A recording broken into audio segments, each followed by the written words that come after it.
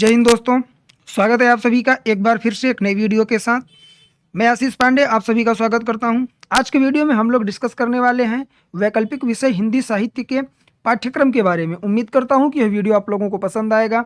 Video शुरू करने से पहले मैं आप लोगों से एक रिक्वेस्ट करूंगा कि अगर आप लोग चैनल पर नए हैं तो चैनल को सब्सक्राइब कर लेंगे और बेल आइकन प्रेस कर देंगे, जिससे कि कोई भी वीडियो आए उसकी नोटिफिकेशन सबसे पहले आपको मिले। तो चलिए आज का वीडियो हम लोग शुरू करते हैं और देखने का प्रयास करते हैं कि हिंदी साहित्य ऑप्शनल का पूरा सिलेबस क्या है। इसमें कोई भी चीज़ मैं अपने से नहीं ऐड कर रहा हूं और ना ही करना चाहिए। इसमें रीज़न यह है क्योंकि यह आपका सिलेबस है जो यूपीएससी अपने ऑफिशियल वेबसाइट पर प्रोवाइड करवाता है। ठीक, इसकी पीडीएफ मैंने क्रिएट की है, आप लोगों को वीडियो के डिस्क्रिप्शन में इसकी पीडीएफ भी मिल जाएगी। चलिए बिना किसी देरी के हम लोग वीडियो की शुरुआत करें।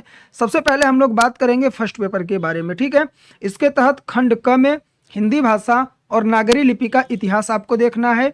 इसके तहत सबसे पहले पॉइंट पर आपको देखना पड़ेगा अपभ्रंश, अवहट्ट और प्रारंभिक हिंदी का व्याकरणिक तथा अनुप्रयुक्त स्वरूप। ठीक है, अगर हम लोग इसी में आगे बढ़ें तो सेकंड पॉइंट पर निकल के आता है हमारा कौन सा, मध्यकाल में ब्रज और अवधी का साहित्यिक भाषा के रूप में विकास।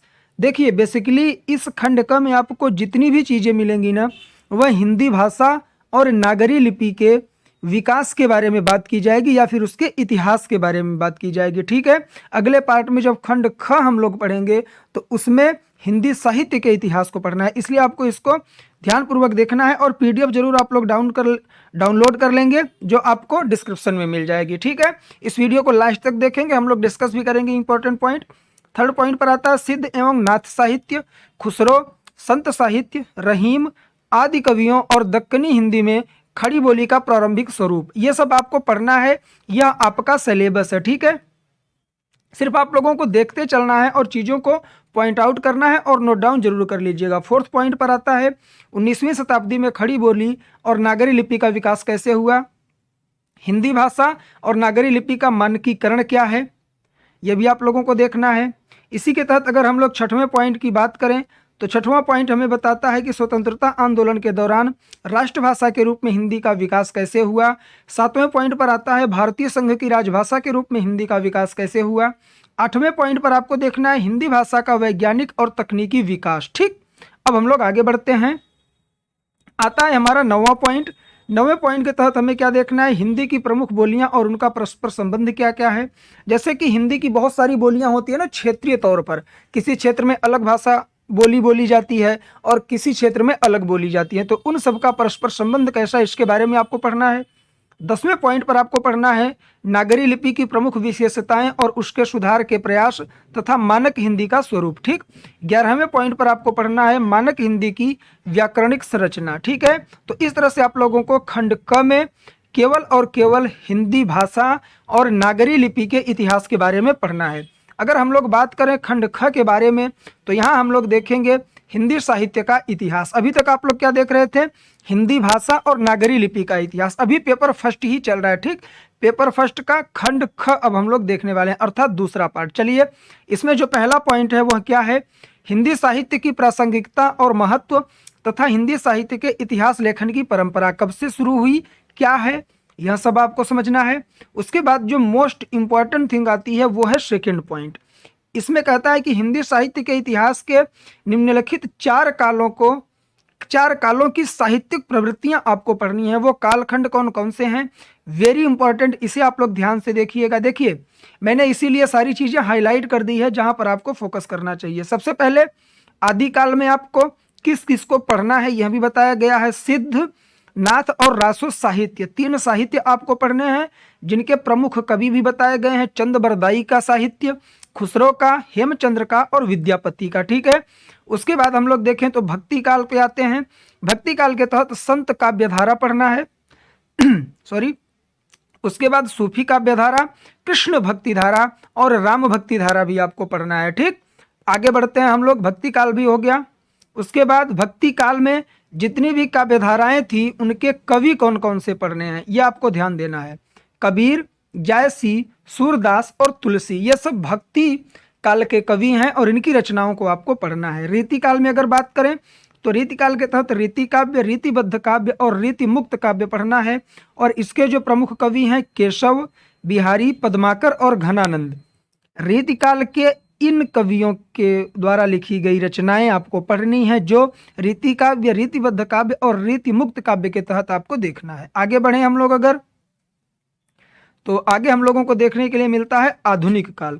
आधुनिक काल में आपको क्या क्या कवर करना है, तो नवजागरण, नवजागरण में गद्य का विकास और भारतेंदु मंडल पढ़ना है।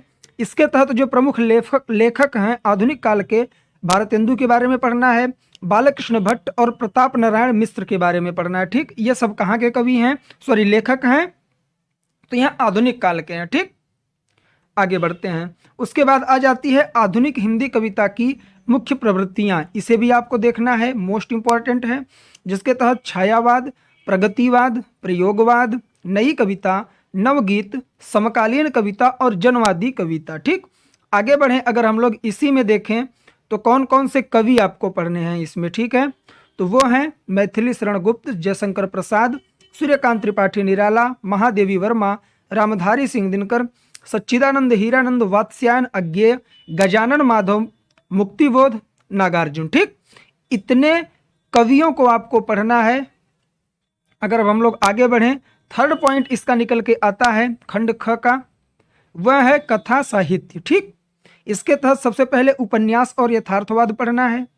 उसके बाद हिंदी उपन्यासों का उद्भव और विकास, प्रमुख उपन्यासकार कौन कौन से पढ़ने हैं, तो प्रेमचंद्र, जैनेन्द्र, यशपाल, रेणु और भीष्म साहिनी, इन उपन्यासकारों द्वारा लिखे गए उपन्यास आप लोगों को पढ़ना है। आगे बढ़ें अगर हम लोग, तो आता है हमारा अगला पॉइंट, इसके तहत हिंदी कहानी का उद्भव और विकास आपको पढ़ना है। ठीक, प्रमुख कहानीकार कौन कौन से, तो प्रेमचंद्र, जयशंकर प्रसाद, सच्चिदानंद हीरानंद, वात्स्यायन अज्ञेय, मोहन राकेश और कृष्णा शोभती, ये प्रमुख कहानीकार हैं।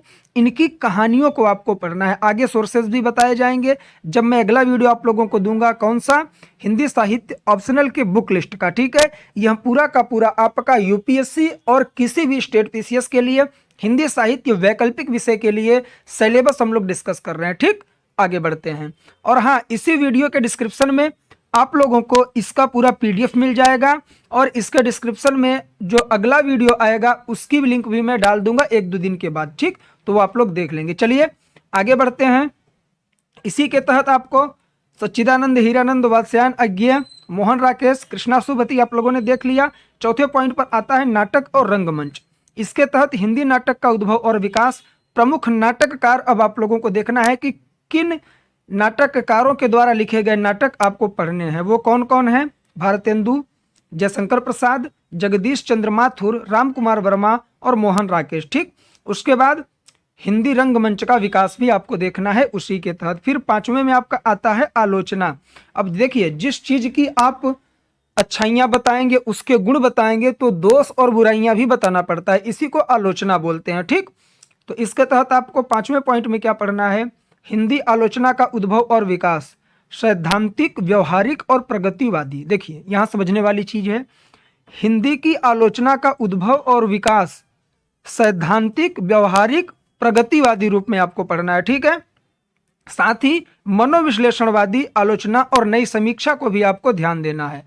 अब हम लोग इसी में आगे बढ़ेंगे तो प्रमुख आलोचक भी बताया गया है आपको को किन किन आलोचकों के द्वारा जो आलोचनाएं की गई हैं वह आपको पढ़ना है। तो रामचंद्र शुक्ल, हजारी प्रसाद द्विवेदी, रामविलास शर्मा और नागेंद्र। उसके बाद लास्ट में आता है फर्स्ट पेपर में हिंदी गद्य की अन्य विधाएं, जैसे ललित निबंध हो गया, रेखा चित्र हो गया, संस्मरण हो गया, यात्रा वृत्तांत हो गया।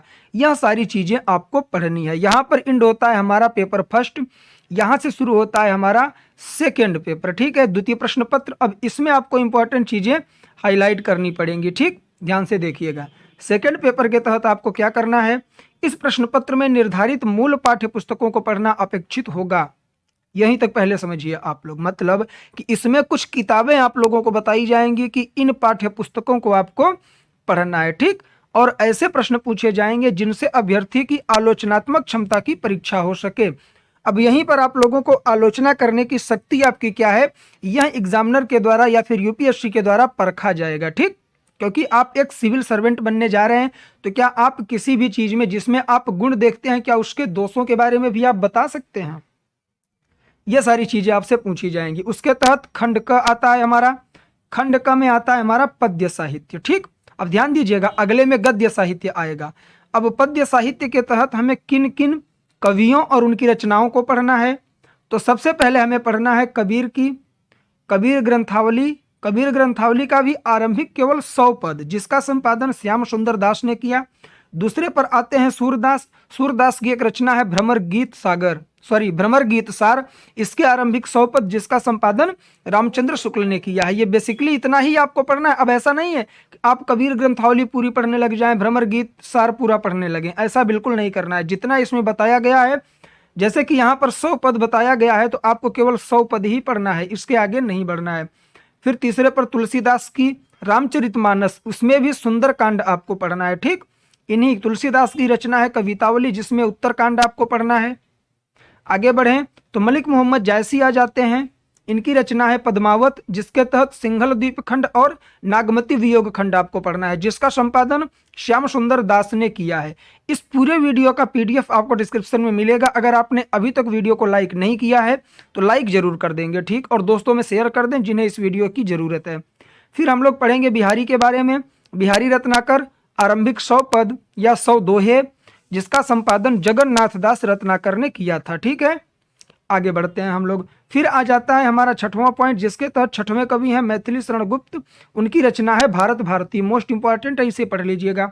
जयशंकर प्रसाद की कामायनी, चिंता और श्रद्धा सर्ग, इसका पढ़ना है कामायनी का।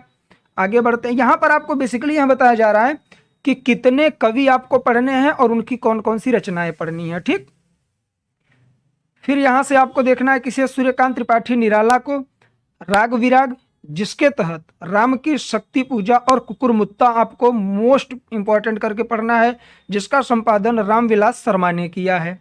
अगर आगे बढ़े हम लोग तो 9वें पर आते हैं रामधारी सिंह दिनकर। इनकी एक रचना है कुरुक्षेत्र, इसे जरूर पढ़ लेंगे। सच्चिदानंद हीरानंद वात्स्यायन अज्ञा की रचना है आंगन के पार द्वार, जिसका असाध्य वीणा आपको पढ़ना है। अब हम लोग आगे बढ़ें अगर तो फिर आता है इसमें मुक्ति बोध। मुक्ति बोध की एक रचना है ब्रह्म राक्षस। मैं आप लोगों से एक चीज पूछूंगा, अगर आप लोग पुराने स्टूडेंट्स हैं तो यहाँ बताइएगा कि एंशिएंट हिस्ट्री में मैंने आप लोगों को एक रचना बताई थी मुद्रा राक्षस। मुद्रा राक्षस की रचना किस राइटर ने की थी, आप लोग कमेंट में बताइएगा। आगे बढ़ते हैं हम लोग।